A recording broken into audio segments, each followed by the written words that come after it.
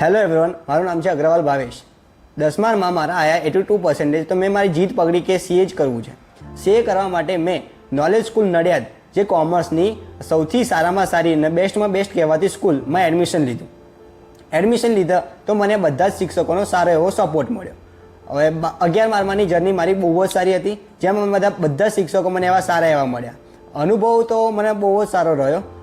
કોઈ બી શિક્ષકને આપણે આપણી પોતાની વાત કહીએ તો એવું નથી કે આપણે ઇગ્નોર કરી દે, એવા આપણી વાતનો તટસ્થ અને સંપૂર્ણપણે એનું નિરાકરણ લાવે. મને ભણવામાં ઘણી બધી તકલીફો પડી હતી, એવું તો નથી કે ના હોય, પણ તકલીફ પડી. મેં કોઈ સર સામે રજૂ કરી તો એનો સંપૂર્ણ પ્રમાણે મારો નિકાલ આવ્યો છે, અને એ મને દેખાયું મારા 11 અને 12માના રિઝલ્ટ પર.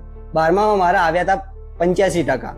હા, તો એના પછી મેં નક્કી કર્યું કે હવે મારે કરવું શું. તો મને પણ નોલેજના શિક્ષકો દ્વારા મને સાંભળવા મળ્યું કે તારું રિઝલ્ટ 12મામાં સારું છે, તો તું એના પરથી તું એક સીએ જેવો કોર્સ લે.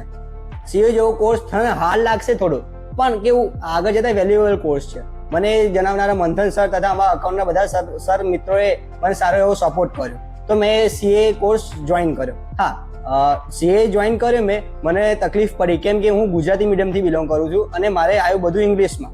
થોડો ફરક પડ્યો, બટ હા, થઈ જાય છે. એક વખત તમે તમારી જાત મહેનત કરો અને પોતાની જાતને જે કોર્સ લીધો એમાં સંપૂર્ણપણે નાખી દો ને, તો એ એવું કંઈ જ નથી કે ના થાય.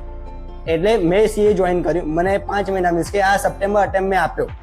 અને સાચું કહું તો મને મારા નોલેજના તથા મેં જ્યાં હું ભણતો હતો સીએનું, તેના બધા જ શિક્ષકોનો મને એવો સપોર્ટ મળ્યો કે મેં મારો ફાઉન્ડેશન અટેમ્પ સપ્ટેમ્બર ફર્સ્ટ અટેમ્પમાં જ ક્લિયર કર્યો. અને જે ફાઉન્ડેશનમાં વિદ્યાર્થીઓને 2 થી 3 અટેમ્પ લાગતા હોય, એમાં મેં ફર્સ્ટ અટેમ્પમાં ક્લિયર કર્યો હોય, તો એનો બધો જ શ્રેય હું મારા નોલેજના 11-12માના શિક્ષકોને આપું, જેમને મારો 11માં 12મામાં પાયો એકદમ પાકો કર્યો.